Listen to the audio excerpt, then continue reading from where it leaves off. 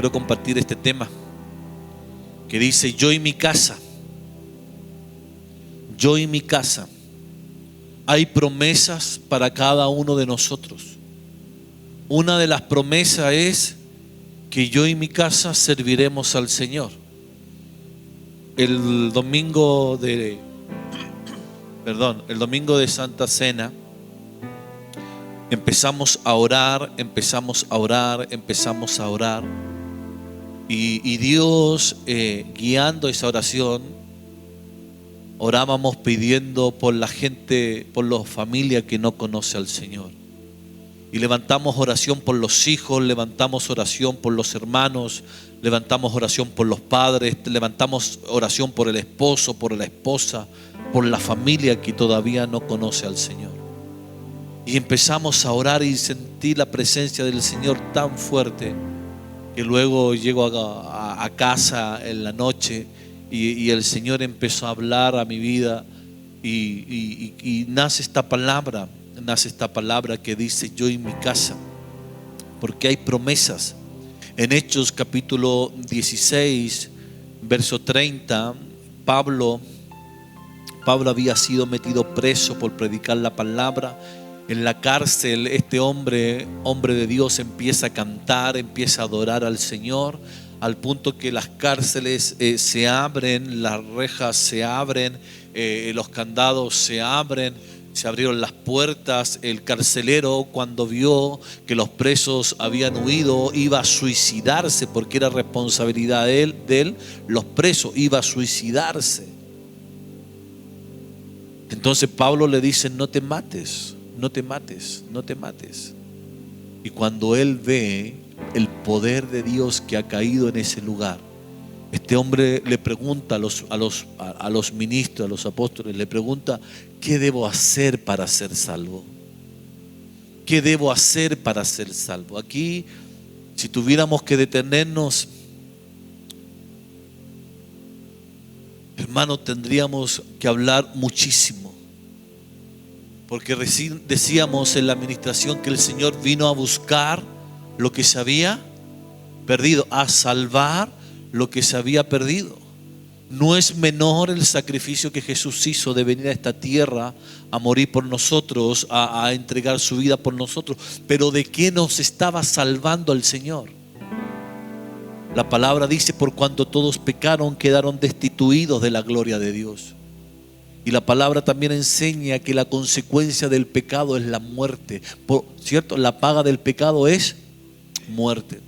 Entonces, como tú y yo no conocíamos al Señor,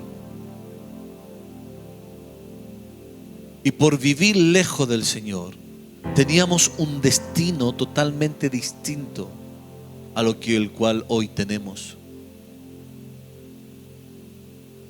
El infierno, que es un lugar intermedio, que es un lugar de tormento, pero intermedio, no es el lugar eterno. La condenación eterna es un lugar que la Biblia le llama el lago de fuego y azufre, que existe.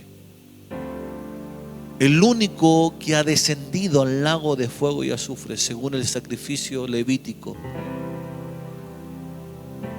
que el cordero tenía que ser consumido completamente por fuego, es Jesús, pero resucitó.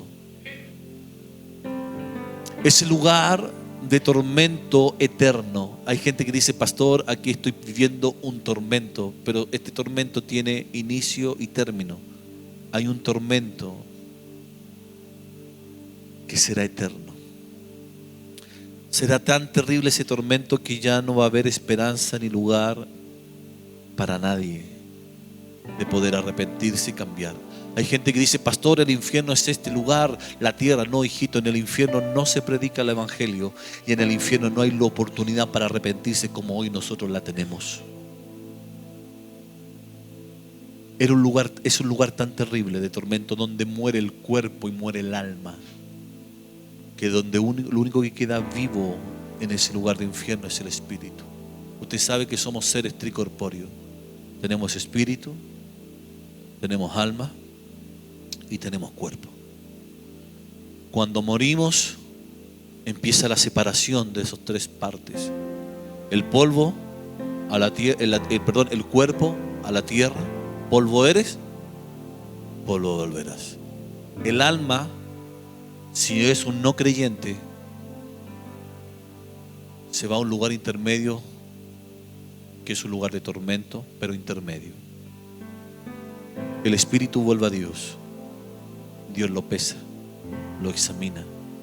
Como eso es un espíritu que no conoce al Señor, lo manda a la Babilonia celestial. Y ahí quedan esperando los juicios. Si no conoce al Señor, el juicio del gran trono blanco, que es el juicio del Padre, que es un juicio que viene. Pero tranquilo, nosotros no iremos ahí si perseveramos hasta el fin.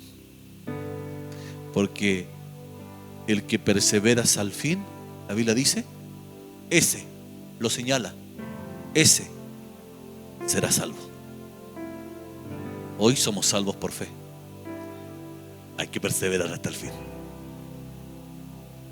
Se separa el cuerpo, se separa el espíritu, se separa el alma, pero para el día del juicio se vuelven a unir. Se vuelve a unir el espíritu, se vuelve a unir un alma y se le da un cuerpo. Hemos hablado de eso. Y cuando sea presentado en el juicio del gran trono blanco y sea juzgado al lago de fuego y azufre, en ese lago se destruirá el cuerpo, póngame atención, y se destruirá el alma. No así el espíritu. El espíritu queda atormentado eterna, eterna, eterna, eterna, eterna, eternamente. Por eso tuvo que venir Jesús a morir. Por eso este hombre dice: ¿qué debo hacer para ser salvo? ¿Qué debo hacer para no ir a ese lugar? ¿Qué debo hacer para no ser condenado? Estoy yo, está mi familia, tengo una casa, ¿qué debo hacer? Los apóstoles le dijeron: cree en el Señor Jesucristo, porque es el único que puede salvar. Dice que no hay otro nombre dado a los hombres en que podemos ser salvos, sino en el nombre de Jesús. No existe otro mediador. Yo sé que aquí la religión ha querido levantar una infinidad de mediadores, pero la palabra dice que no hay otro mediador entre Dios y los hombres, sino Jesucristo hombre. Es aquel que murió. Me recuerdo de una ancianita que fue al doctor, y el doctor empieza a hablar con ella.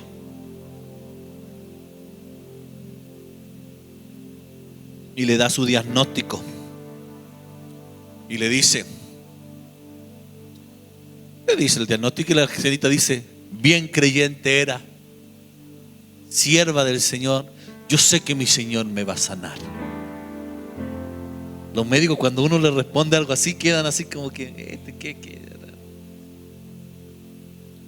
Yo sé que mi Señor me va a sanar. Y el médico le dice: ¿y usted es cristiana? Sí. Yo soy católico. Y la ancianita era viva, hermano, la ancianita. Le dice: ¿usted le ora? ¿A quién le ora usted?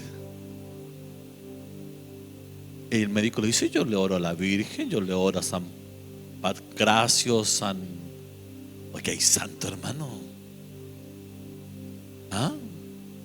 9,000, Dios mío, cada uno para hermano. Bueno, y empieza el médico a enumerarlo. Y la ancianita le dijo: le hago una pregunta. ¿Sí? ¿Lo mío es para operación o no operación? Sí, muy probable que tengamos que operarla. ¿Y qué pasa si yo ese día llego a operarme y usted no está? ¿Su madre me podría operar? Viva la ancianita. Y el doctor le dijo: no, imposible que mi madre te opere, porque fui yo el que estudió. Es precisamente por eso lo oro a Jesús, porque fue Él el que murió por mí. ¿Se lo ganó? No hay otro mediador.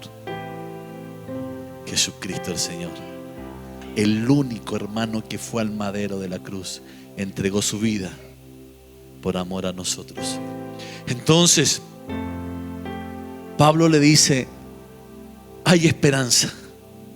Si piensas que estás condenado, si piensas que tu casa necesita salvación, hay esperanza. Empieza a creer tú primero. No es que sea algo instantáneo. No es que yo venga a Cristo y reciba la salvación e instantáneamente mi casa recibe salvación. No, no es instantáneo. Lo que está diciendo la palabra, que necesita Dios una puerta para poder entrar a la familia. Y esa puerta tiene que ser tú, alguien que crea, alguien que esté poniendo los ojos en Jesús, y a través de ese hombre poder entrar. Mire, me trae a memoria a ese peladito que está allá, que es Julito. Pero ¿dónde está Bastián? Ponte de pie, Bastián. Bastián llegó a la iglesia hace 5 años atrás. No conocía al Señor. Lo trajeron a recibir a Cristo a una vigilia de oración. ¿Quién invita a alguien inconverso a una vigilia de oración? ¿Sí? Para eso hay que hacer eventos, pero es que los pensamientos de Dios no son los nuestros. Nosotros pensamos en entretención para que llegue la gente, y Dios piensa en algo totalmente distinto. Es que teníamos que haberlo llevado donde hubiese luces y aquí acá para que llegue. Bueno, llegó a la vigilia de oración. A las 4 de la mañana recibiste a Cristo. Siéntate, hijo. No, llegó la Betty primero. Siéntate nomás tú. ¿Dónde está la Betty? Póngase de pie. Le dije que se pusiera de pie. No. Qué bajita ella, hermano mío. Llegó la Betty. La Betty trajo al Bastián. No conocían al Señor. El Bastián y Betty trajeron a sus padres, que no conocían al Señor. Llegaron sus padres. El último a llegar fue el Seba. Trajeron al Seba. El Seba trajo a su novia. La novia trajo a su hermana. Trajeron el Berito con Julio. Berito con Julio, Julito trajeron a sus hermanas, a sus hermanos. Pero la puerta fue Betty. Por la fe de una persona puede llegar toda una familia. Es testimonio, es testimonio. Y Dios empieza a hacer una obra, porque Dios está preocupado. Escúcheme lo que le estoy diciendo. Dios está preocupado de salvar su casa. Estamos en los últimos tiempos, y créame que no es frase cliché. Estamos en los últimos tiempos. Estamos en los últimos tiempos. Por donde se mire el escenario profético aquí en la tierra, estamos en los últimos tiempos. En cualquier momento suena la trompeta. Hermanos, en cualquier momento suena la trompeta. Soy convencido que soy la generación que va a oír la trompeta de Dios. Por eso me quebranté en el altar. Porque si Dios no te hubiese llamado a ti, ¿qué hubiese pasado con los tuyos? ¿Qué hubiese pasado con tu casa? ¿Qué hubiese pasado con tus hermanos, con tu familia? Si no hubiésemos sido obedientes al Señor.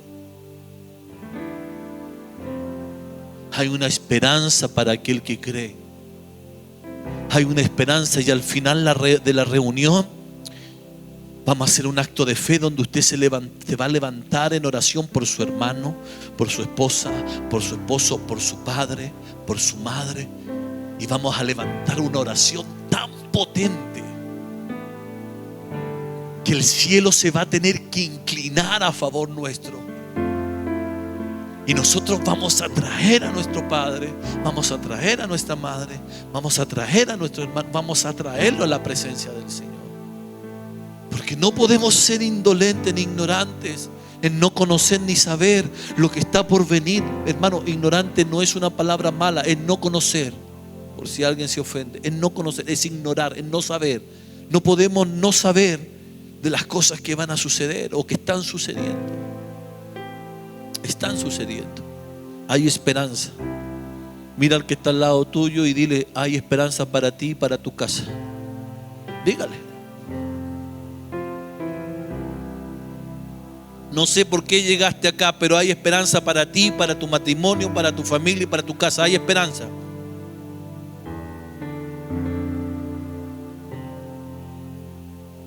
Mire, avanzo. Estoy poniendo una base. Hechos 11:13. Pedro está relatando una experiencia vivida con un hombre llamado Cornelio. Cornelio era un hombre piadoso, no conocía a Dios, no conocía al Señor Cornelio. Pero él estaba haciendo oración y se le apareció un ángel. Hay gente que dice que los ángeles no pueden predicar el evangelio de salvación no lo pueden predicar, porque eso se lo dio solamente a aquellas personas que han sido redimidas por Jesús. Pero si los ángeles predican el evangelio del reino. Ve en Apocalipsis, aparece un ángel predicando el evangelio del reino. Pero el evangelio de la salvación solamente pueden predicar a aquellos que han recibido la salvación. Entonces el ángel le dice a Cornelio: ve a Jope a buscar a un hombre que se llama Simón y que tiene por sobrenombre Pedro. Él te dirá lo que tienes que hacer. Pedro era judío. Pedro no entraba en casa de gentiles, hermano. Había un legalismo en la mente de Pedro. Por eso Dios tuvo que levantar un Pablo para llevar el mensaje a los no judíos o gentiles, como se le llamaba antes. Pedro, cuando llega a esa casa, mire el mensaje de amor de Pedro. Dios tuvo que tratar con Pedro. Es como que usted me invita a su casa y yo llegue a su casa y diga: cuán abominable es para mí como pastor entrar en esta casa de pecadores. ¿Cómo se sentiría usted?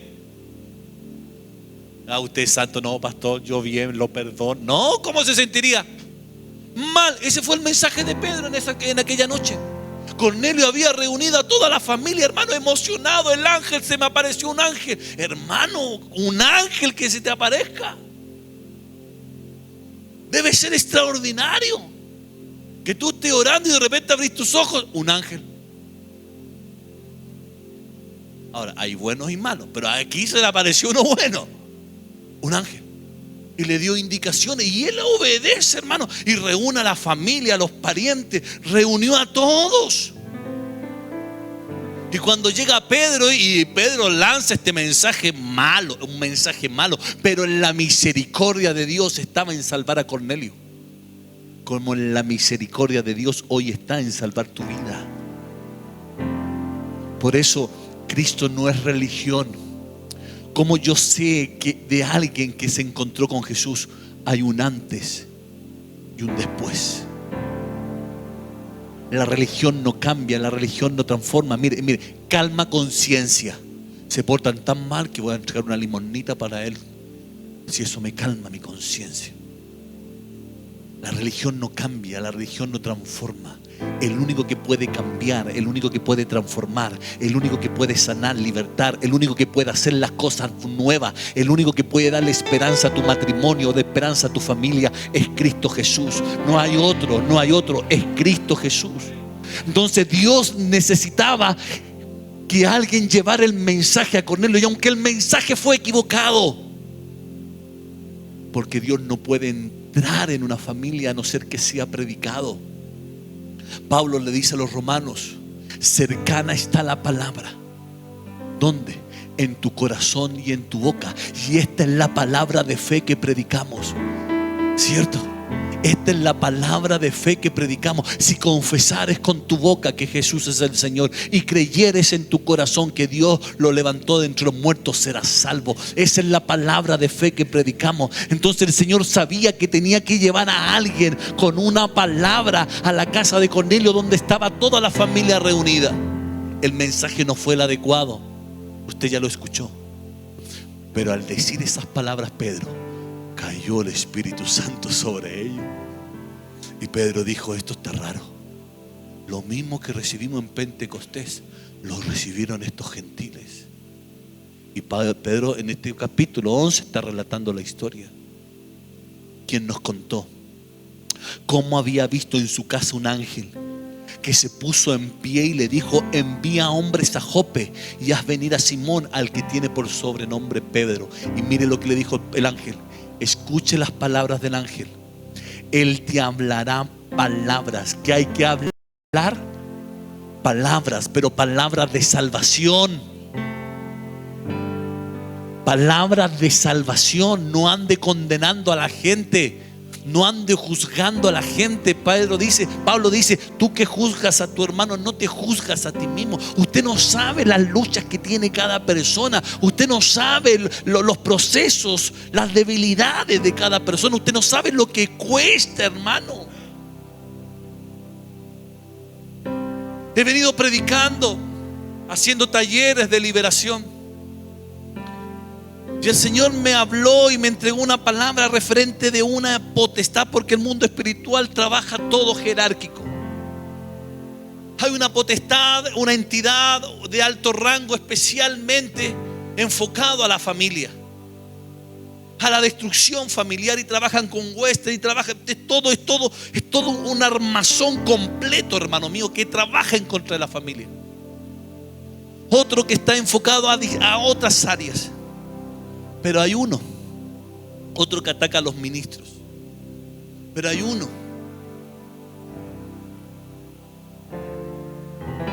que ataca al cristiano, llevándoselo a un estado de descarrío, al desierto.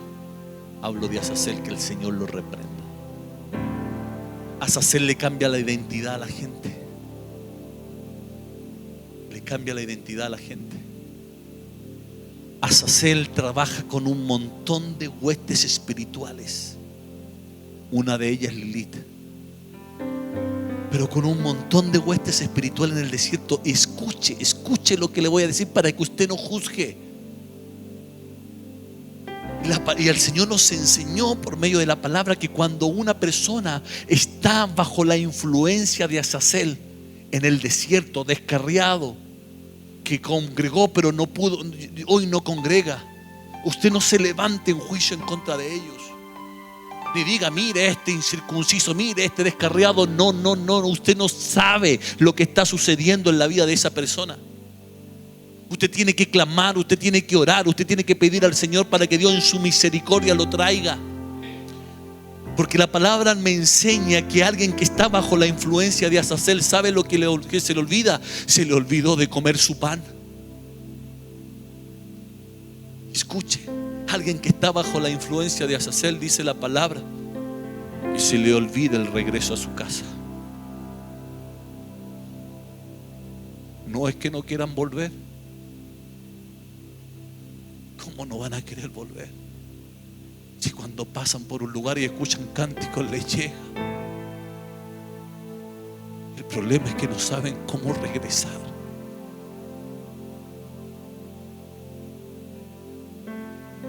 No saben cómo hacerlo. Hay que ayudarlos. Hay que ir a buscarlos. Hay que doblar las rodillas. No saben cómo volver. Por eso no juzgue. Nunca juzgue a alguien que se aparte. Es duro apartarse. Es duro volver a empezar. Por eso vamos a levantar un clamor fuerte al término de la reunión, para que Dios le dé fuerza a aquellos hermanos que están allá afuera, que están apartados, y que puedan volver a la casa del Señor, ya sea esta, otra, todo lo mismo. Yo no estoy para llenar una iglesia, estamos para poblar el cielo, para que la gente se salve. No saben cómo volver, están bajo influencia de Azazel. Se les olvidó el camino a casa.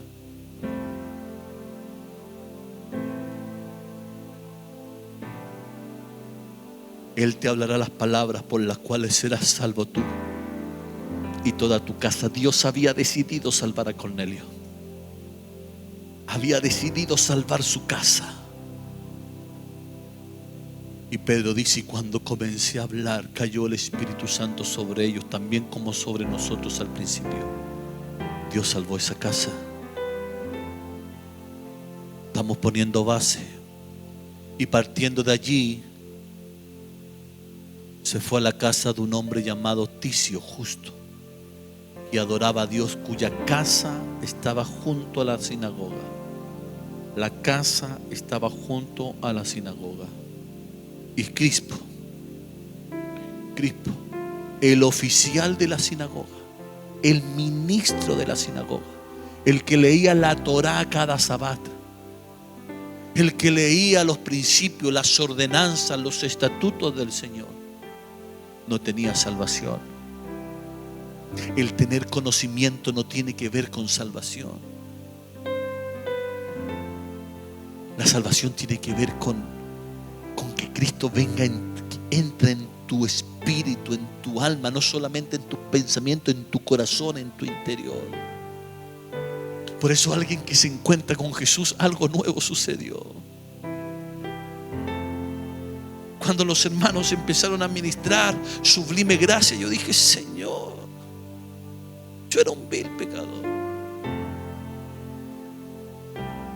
Y usted también, así que no me mire feo. Y a veces estoy solo, hermano, en la comunión con el Señor, y me pongo a pensar y digo: Señor, han pasado 24 años de mi vida tan rápido, desde el día que te conocí. Hoy soy pastor. Y a veces hago un alto porque en el pastorado se corre tan rápido. Y digo: soy pastor. Y yo dije: Señor, tú te la jugaste por mí. Yo era una mala apuesta. Era muy mala apuesta. Ni yo me la hubiese jugado por mí. Y hoy han pasado 24 años, soy pastor, soy ministro. Dios nos ha honrado. Pero el Señor me hablaba y me decía: no nos debemos olvidar como ese primer día que llegaste a conocerme, humillado, lleno de necesidad. Ese joven todavía permanece aquí adentro. Todavía permanece aquí adentro, aunque han pasado 24 años.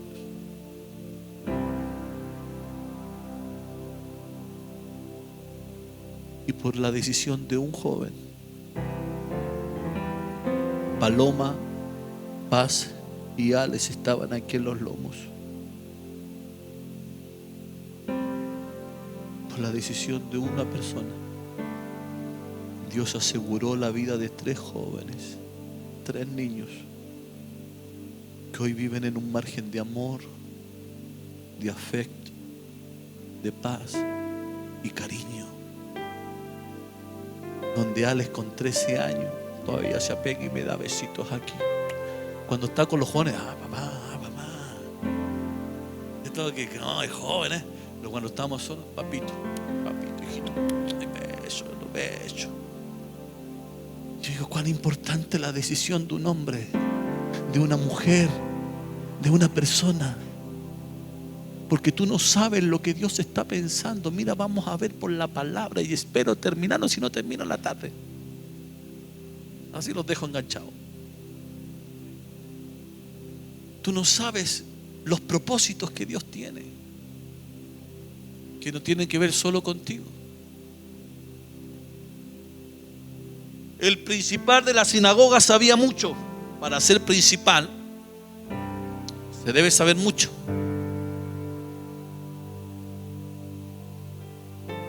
Creyó en el Señor con toda su casa. Me imagino a ese principal llegando a su casa. me encontré con alguien que cambió mi vida. Me encontré con alguien que puede cambiar nuestro matrimonio. Me encontré con alguien que puede darle un vuelco a la familia. Los he llenado de palabras, los he llenado de enseñanza, pero hoy lo que tengo puede traer salvación a nuestra casa. Hoy lo que tengo puede traer salvación a nuestro matrimonio. Hoy lo que tengo puede traer salvación a nuestros hijos. Hoy lo que tengo, hermano, y dice que creyó con toda su casa. Y Dios salvó toda su casa. Oían, creían y eran bautizados en el nombre del Señor. Por eso quiero que, aunque fue una palabra dada a una ciudad, quiero aplicar esta palabra para que tú la atesores en tu corazón y le sigas hablando a tu familia. Por medio de una visión durante la noche, el Señor le dijo a Pablo, ¿quién fue? El Señor, en una visión. No sé en qué condición se encontraba el apóstol. Estaba en Corintio el apóstol.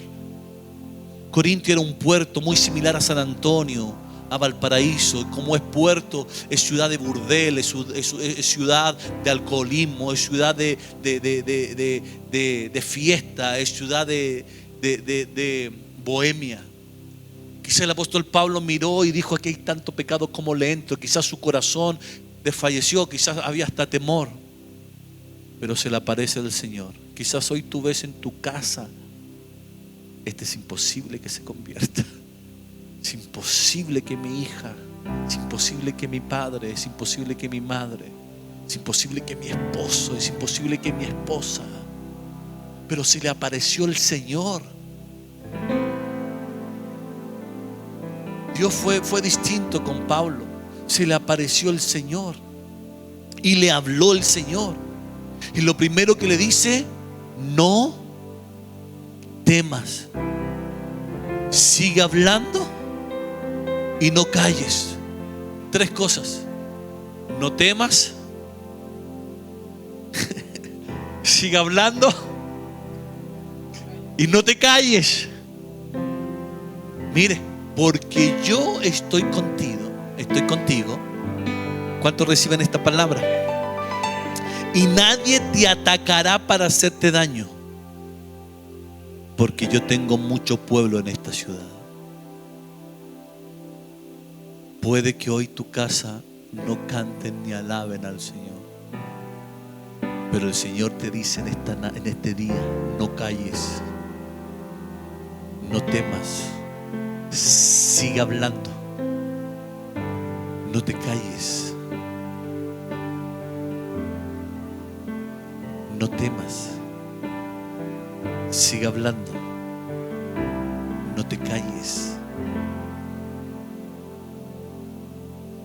Dios quiere entrar en tu casa. Jesús quiere entrar en tu casa. Por eso dice la palabra que está a las puertas y llama, porque Él no irrumpe. Las puertas se abren por dentro para que Él pueda entrar. Si Él logra entrar, hay esperanza para ti de salvación y hay esperanza para tu familia. Hay esperanza. Y Él quiere entrar.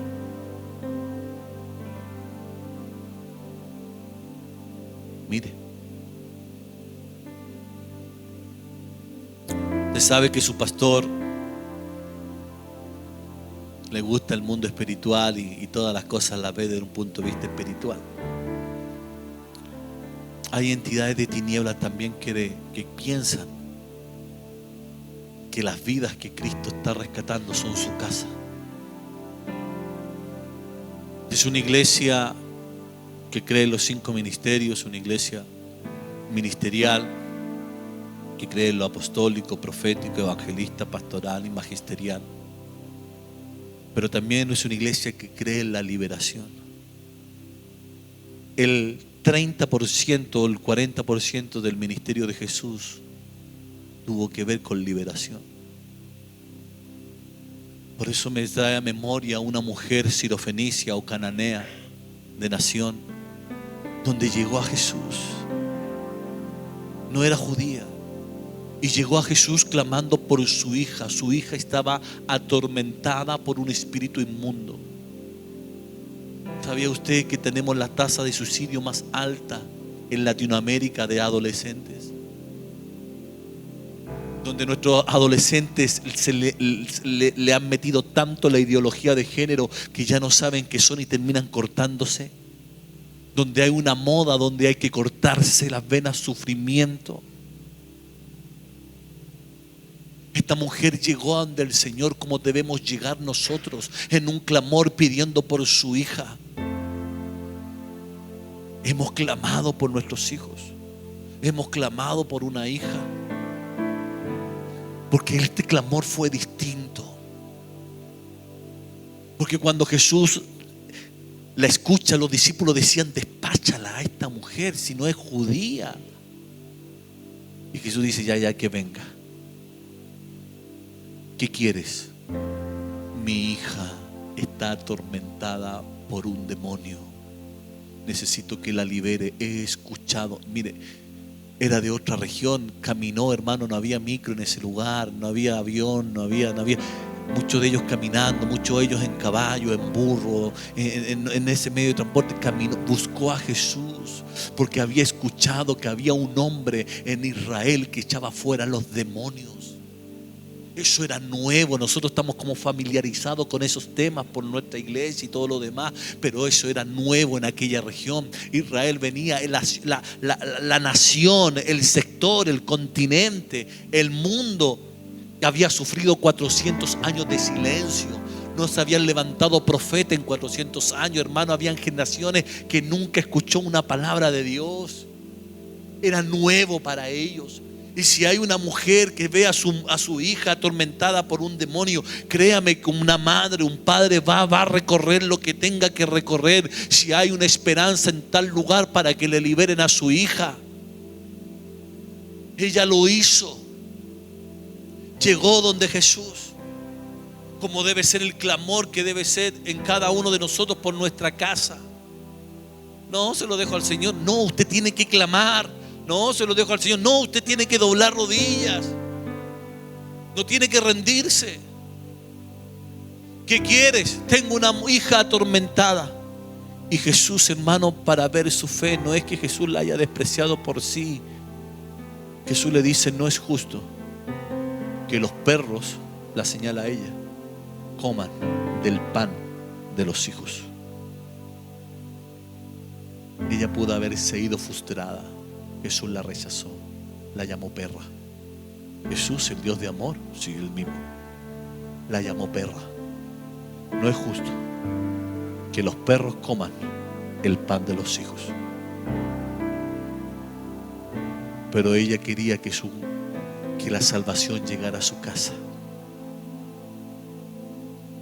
¿Y saben lo que hizo? Lo que nos falta mucho a nosotros. Se humilló como el junco y le dice: sí, Señor, pero aún los perrillos comen de las migajas que caen de la mesa de los amos. Jesús dijo: no he hallado tanta fe como esta mujer. Buscó la salvación para su casa. Pastor, llevo clamando tantos años. Sigue clamando los años que sean necesarios hasta ver el resultado de lo que Dios quiere hacer en tu casa. No te canses de humillarte. No te canses de doblar tus rodillas. No te canses de derramar tus lágrimas. No te canses de derramar tu corazón, de derramar tu alma por seres queridos que hoy todavía no conocen al Señor.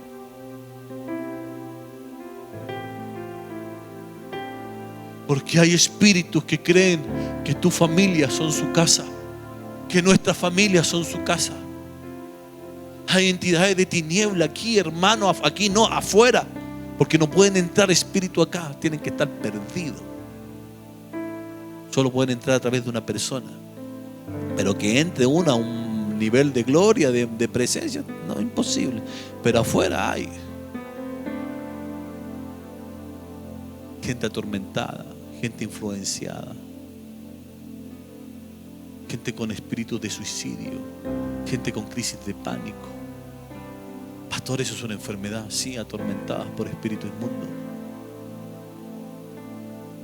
Tenemos 23 años de experiencia en este campo. Sé que nos queda mucho más todavía, porque cada vez que uno busca, aprende más. Pero no soy neófito en este campo.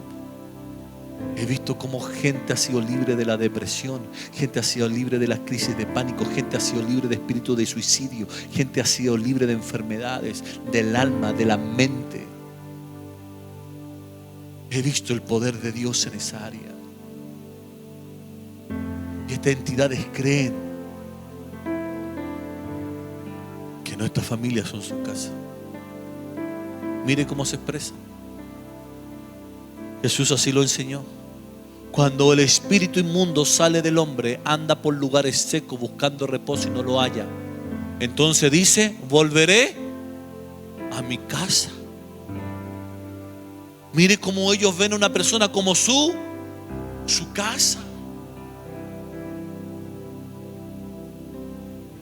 Usted es habitación, seguro que es habitación. Ninguna persona deja de ser habitación. Solo que dependerá de usted es quién le habita. Pero de que es habitación, es habitación. Por eso cuando llegamos al Evangelio, hermanos, somos trasladados de otro reino a otro reino, de un reino de tiniebla a un reino de luz. Por eso nos transformamos en templos del Espíritu Santo, donde la presencia de Dios mora en nosotros. Y muchos de nosotros llegamos endemoniados a la casa del Señor. ¿Usted llegó así?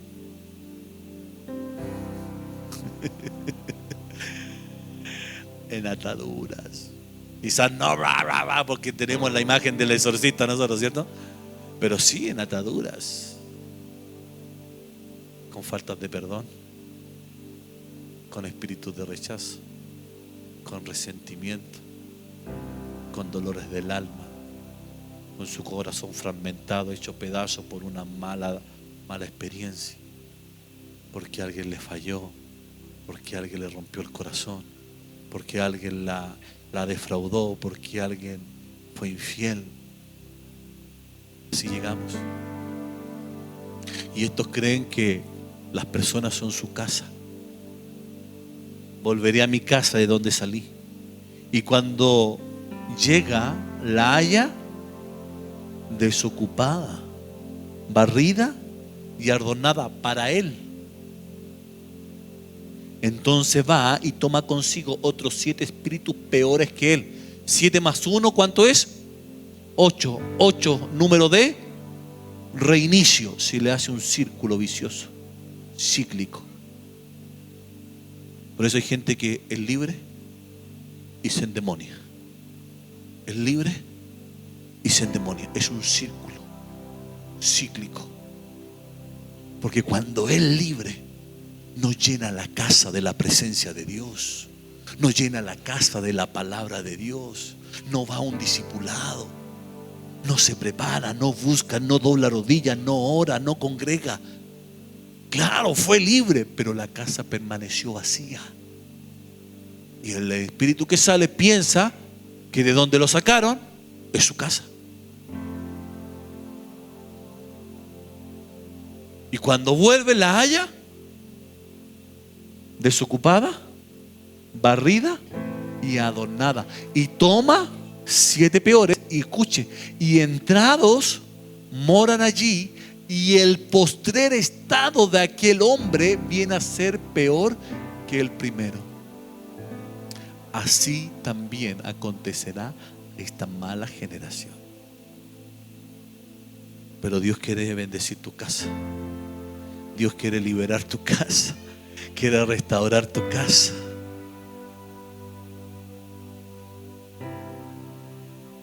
Mire.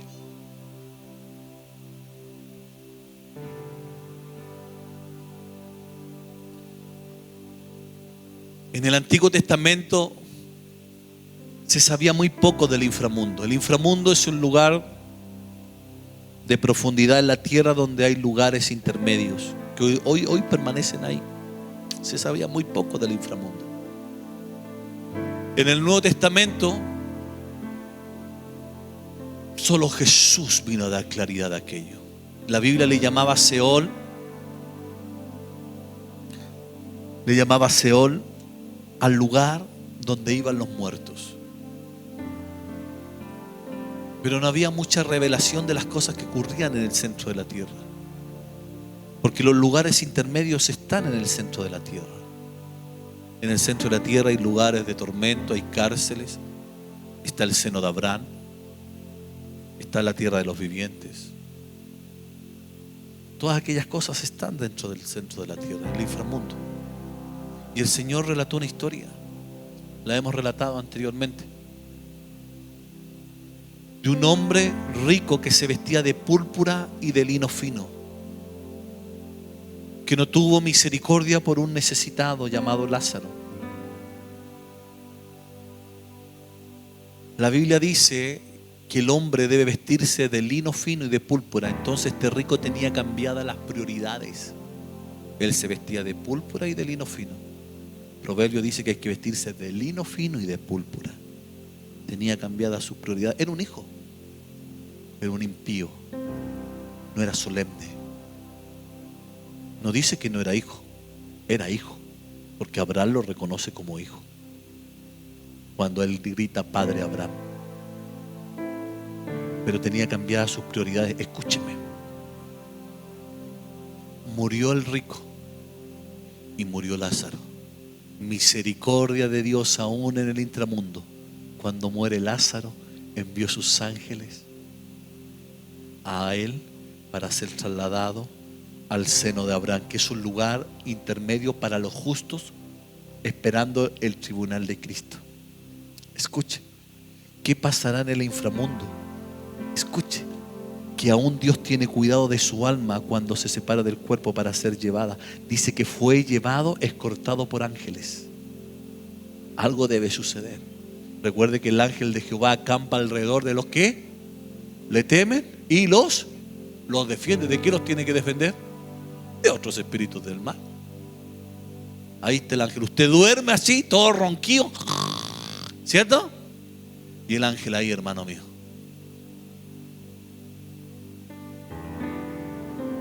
Y conforme a su asignación, es la cantidad de ángeles que el Padre le envía. Ahí. Defendiéndolo, hermano. Aún en el alma lo defienden. Pero escuche, el rico se fue a un lugar de tormento. Lázaro se fue a un lugar de descanso. Los separaba una cima con C, o sea, una hondonada. Si hubiese sido una cima con S, sería un monte. ¿Se entiende? Una cima con C. En este lugar, el lugar de tormento, y se veían de un lugar a otro. En el inframundo y en el lugar de tormento hay conciencia, hay vista, se puede hablar, porque el alma quiere la imagen de aquel que tiene el cuerpo. Y este joven, este rico dice: Padre Abraham, hijo, ¿qué quieres? Estoy siendo atormentado en una llama, estoy en un tormento. Pídele a Lázaro que venga. Mire, aún estando muerto, creía que Lázaro era su empleado. No había cambiado nada, hermano. Todavía creía que podía darle órdenes a Lázaro. Dile a Lázaro que venga. Hermano, estaba atormentado y todavía seguía en su orgullo, en su vestimenta de púrpura.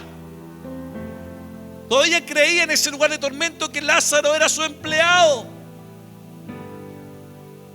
No tuvo cuidado.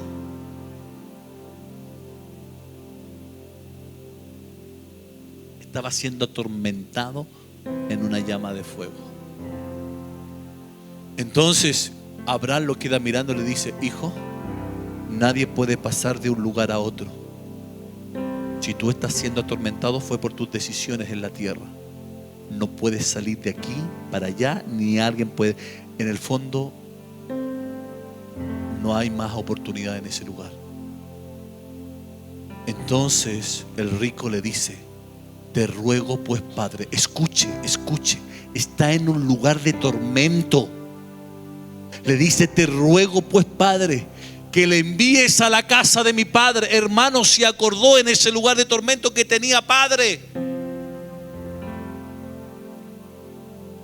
En ese lugar de tormento, hermano mío, porque aquí en la tierra hay muchos ateos. Cuando muere, créame, no hay ningún ateo.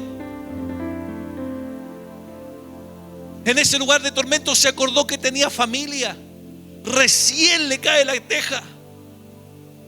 Te ruego que le envíes a la casa de mi padre, porque tengo 5 hermanos, para que les prediquen, les testifiquen, a fin de que no vengan ellos también a este lugar de tormento. Era tarde. Era tarde para él para predicar. Lo tenía que haber hecho antes de partir de este mundo. Pero en ese lugar de tormento se da cuenta, entiende que lo que se predicaba, de lo que se anunciaba, era real. Y él mismo estaba experimentando esa realidad en un lugar de tormento por tomar malas decisiones.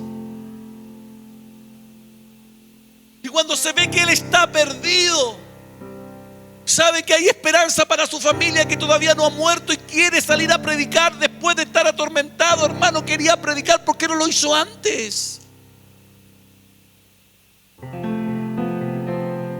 Tenía conciencia. En ese lugar hay conciencia. Abraham le dice a Moisés: tienen, y a los profetas tienen que oírlo. ¿Por qué te cité este texto? Porque es lo que está sucediendo diariamente.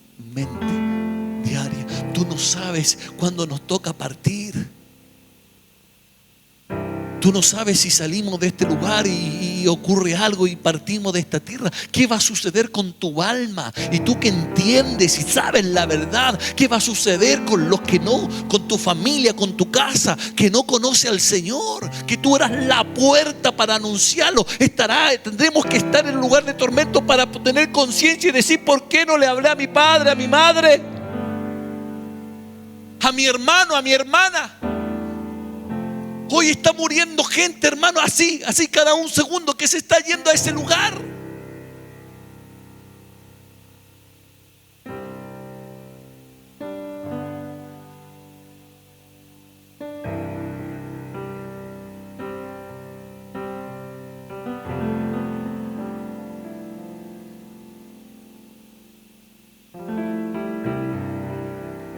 Había otro endemoniado,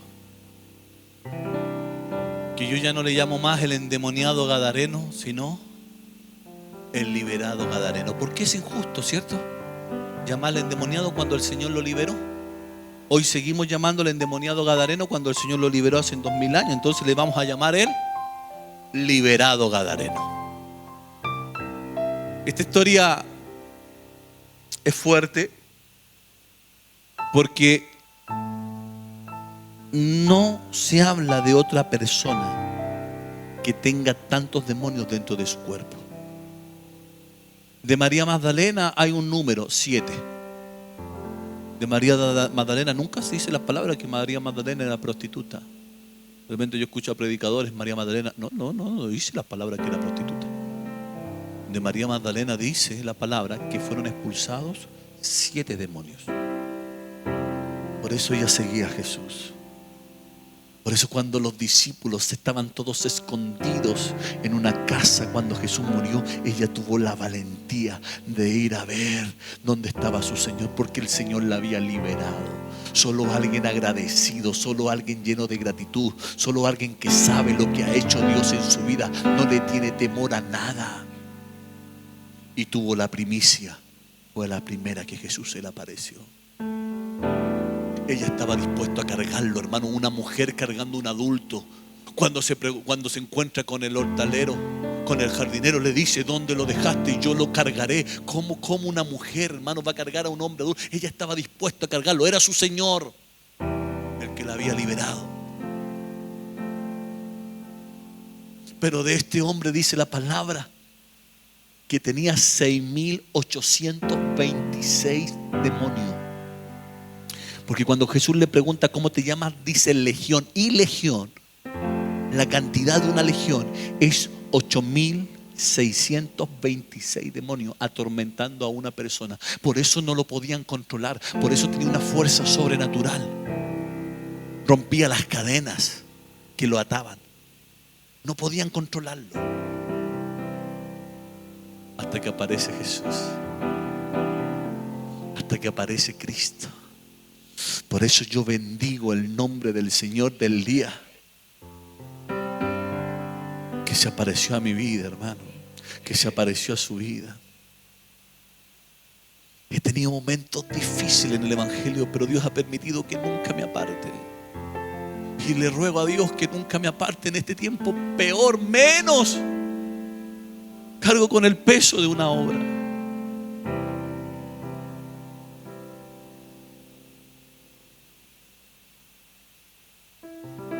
$6.826 espíritus atormentando a un hombre. Lo llevaba al desierto. Dice la palabra que vivía en los sepulcros. Y si vivía en los sepulcros, ¿para qué? Pregunto, ¿de qué se alimentaba? En una mente cautiva. Jesús le pregunta, ¿cómo te llamas? Legión. Mire, Jesús lo liberó. Porque no hay nada imposible para Jesús. No hay nada imposible para Dios. Las cosas que suceden en contra no es que para Dios haya sido algo imposible, simplemente es la voluntad del Señor. Pero no hay nada imposible para Dios. Habían unos hombres que estaban ahí en Babilonia, ciertos 3 jóvenes, y fueron echados al horno de fuego. Y antes de ser echados al horno de fuego, que fue encendido una vez más, le dijeron: adoran a la bestia o van a ser asesinados. Yo me impresionó la fe y la respuesta de estos hombres. Le dijeron: no vamos a adorar a esta bestia, que era una figura, hermano mío, que estaba ahí. Así que échenlo al horno del fuego. Y déjame decirte que si me echas al horno de fuego, Dios tiene poder para librarnos de ese horno. Y estará todo bien. Y si el Señor quiere que nos moramos en ese horno, está todo bien. Porque hoy puede ser sí o puede ser no. Pero todo descansa en su perfecta voluntad. Recuerde que Dios vino a salvar. Este hombre fue liberado completamente. Escúcheme. Y decide seguir a Jesús. Y le rogaba al entrar él en la barca, el que había estado endemoniado le rogaba que le dejase estar con él. Mas Jesús no se lo permitió, porque Jesús hace como Él quiere. A otro le dijo: sígueme, y a otro le dijo: no. No se lo permitió, sino que le dijo, y esta palabra sea rema para ti: ¿a cuántos el Señor ha hecho algo en su vida? Ve a tu casa. ¿Por qué callaste de hablarle a tu casa? ¿Cuándo fue el momento que callaste de hablarle a tu casa? ¿Sabes cuándo fue el momento? Cuando el acusador empezó a maquinar tu mente. Así que vas a hablar, mira tu estado. Así que vas a hablar, mira tu testimonio. Así que vas a hablar cuando el acusador empezó a atacar tu mente. Decidiste callar. Pero en este día vamos a romper toda atadura, toda ligadura de tiniebla. Porque Dios te tiene para que le hables a tu casa. Dios te tiene para que le hables a tu familia. Ve a tu casa, ve a los tuyos. Cuéntale cuán grandes cosas ha hecho contigo. Imagínese, yo me pongo mi pensamiento, hermano, en una persona adulta. Quizás tenía hijos, quizás tenía madre, quizás tenía padre que ya no hallaban qué hacer con él. Eso se da mucho, hermano mío, en la gente que está en adicciones. Usted sabe que salimos a dar alimento a la gente que está en condición de calle. Hace unas semanas atrás conversaba con un hombre. Y él reconocía, me decía: pastor, la familia ya perdió esperanza en mí. Me robaba las cosas de la casa, le robaba a mi mamá, le robaba a mis hermanos. Yo era un peligro a cada casa que iba. Pero tienen familia. Solamente que la familia se agotó, se cansó, y a veces en su justo derecho.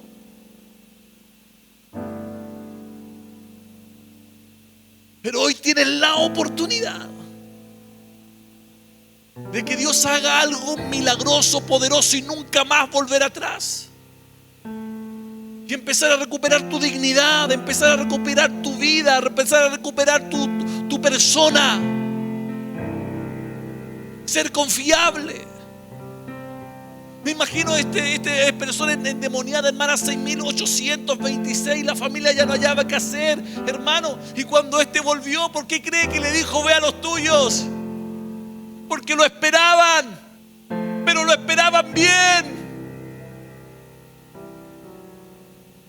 Quizás había alguien ahí clamando, diciendo que Jesús venga a Gadara. Quizás había alguien doblando la rodilla, diciendo que Jesús venga a Gadara, que se encuentre con mi hermano, que se encuentre con mi hermana. Está ahí como loco corriendo de un lado a otro. ¿Usted no cree que hay gente orando por usted? Hasta que Jesús se encontró con él. Por eso lo manda a su casa, porque había gente esperándolo. Había gente que necesitaba escuchar lo que Dios había hecho en ese hombre. Nunca más caminó desnudos, sino que lo pillaron vestido y en su juicio cabal. Dios quiere bendecir tu casa, y lo va a hacer a través de ti. Tú eres la puerta de bendición para tu casa. Tú eres la puerta de bendición para los tuyos.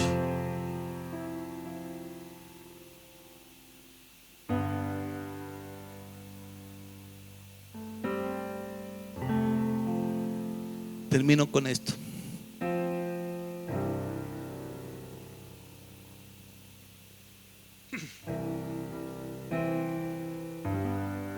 Génesis capítulo 7, verso 1 nos habla de un hombre llamado Noé.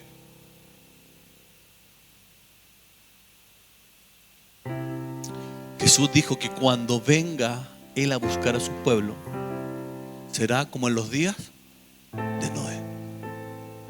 Entonces Noé es una figura de la parucía del Señor. Noé es una figura de la venida en secreto. Eso significa parucía en griego, la venida en secreto del Señor. Porque el Señor tiene dos venidas: la parucía y la epifanía. La parucía es para los hijos de Dios que van a ser arrebatados para estar juntamente con el Señor. Y la epifanía tiene que ver con el tiempo terminado de la gran tribulación, antes del milenio, en donde dice la palabra que todo ojo le verá. Por eso es epifanía. Pero no es figura de la parucía, de la venida del Señor en secreto. Y curiosamente, es una historia que nosotros debemos ver, porque es una historia que habla de salvación y de arrebatamiento. Cuando Noé tenía 500 años, fue hallado el único justo en la tierra. En un periodo patriarcal donde no había leyes, donde no había sinagoga, donde no había templo, donde los hombres buscaban a Dios por voluntad propia. No había reglamento, no había mandamiento. Los mandamientos llegaron con Moisés, donde se buscaba a Dios por voluntad propia. La maldad era tan grande en la tierra que había llegado ante el trono de Dios. Para los que son un poquito teólogos, por lo menos existían alrededor de 8 razas de creaciones en los tiempos de Noé. 8 razas de creaciones. Había una mezcla donde los ángeles caídos habían mezclado con las mujeres, habían nacido gigantes, habían minotauros, hermano, estaba una mezcla. Y el único que se halló justo fue Noé. Y por la justicia de él, el Señor le dice: Noé, he decidido destruir la tierra, pero por tu justicia te voy a salvar a ti y a tu familia. Noé dijo: ¿qué hago? ¿Cómo va a suceder? Vendrán lluvias por 40 días y 40 noches. Usted se conoce la historia. Nunca había llovido en la tierra. Nunca. Y Noé empezó a profetizar. ¿Sabe cuánto tiempo? 100 años. Algunos dicen 120, pero no quería decir 120 para no activar ningún receptor. Una broma, hermano, una broma. Ya lo activé ya. Escuche. Empezó a predicar. ¿Sabe cómo empezó a predicar? Armando el arca. Fue al bosque. Los primeros que tuvieron que creerle, ¿quién fue? Su familia. Hizo discipulado. El Señor va a enviar un diluvio. Papá, nunca ha llovido sobre la tierra. El Señor dijo que iba a enviar un diluvio. El que nunca haya sucedido no significa que no suceda. Mire el profeta Isaías: de una virgen viene el Señor. Imposible. Para que nazca alguien tiene que haber relación, intimidad. De una virgen, dice el Señor. Se acabó. Lloverá durante 40 días. Papá, nunca ha llovido. Tenía buen testimonio. Sus hijos le creyeron. Las nueras eran sí era, porque le creyeron. Ve que no era, no era. No, era, sí eran. Sí era. Porque la nuera le creyó a Noé. La esposa también le creyó, era sumisa. Sí, mi amor, lo que usted me diga, mi amor. Como muchas de ustedes. Eso espero. ¿No son sumisas?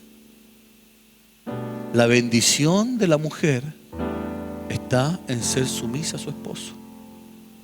No esclava, sumisa. La bendición de una mujer, escuche, ya, tranquila, está en ser sumisa a su esposo. La bendición del esposo está en amar a su mujer. Había una pastora, mire, me meto en cálido, abro un paréntesis, me puse copuchento, hermano. Había una pastora que dijo: yo le llamaré Señor a mi marido como Sara llamaba Señor a Abraham. Pero Abraham le tenía camello, le tenía tienda. Y cuando llegue mi camellito propio, yo le diré Señor a mi Señor. Le llegó su camellito propio, regalito del... Ahora es mi Señor. No, es broma, no. ¿Dónde estaba yo? Con Noé. Le creyó su familia y empezó a predicar. 100 años predicando. ¿Cuánto llevamos nosotros predicando aquí? Mire, yo llevo 24 años predicando en esta tierra. Un cuarto de año lo que predicó Noé. Burla. ¿Qué estáis haciendo, loco? ¡Va a venir un diluvio! Eso no va a suceder. ¿Que a dónde que se va a acabar el mundo? ¿A dónde que Cristo viene? ¿A dónde que hay infierno? ¿A dónde? Es mentira. Viene un diluvio. 100 años aguantando las bromas, ridiculizado, injurias, calumnia. Noé de haberse vuelto loco. De Jesús dijeron, y del Bautista dijeron que tenía demonio, y a Jesús lo confundieron con Belcebú. A lo mismo, hermano. Pero construyó y se aguantó las injurias, se aguantó el que lo ridiculicen, se aguantó la vergüenza, porque él sabía que lo que estaba construyendo iba a salvarlo a él y a toda su familia. Y la venida del Señor es como en los días de Noé. Sigue construyendo el arca. Sigue construyendo tu arca. Varón, mujer, hijo, Padre, madre, sigue construyendo el arca, sigue construyendo el arca. No importa que te ridiculicen, que ella vaya en el canuto hablando de la venida del Señor. Sigue predicando, sigue hablando, porque quizás hoy no lo van a entender, pero cuando entren contigo a las bodas del Cordero, te van a buscar para abrazarte, te van a buscar para agradecerte, para decirte gracias por habernos anunciado, por habernos predicado la palabra. Sigue construyendo el arca, no te detengas de construir el arca, porque lo que estás construyendo va a salvar a los tuyos.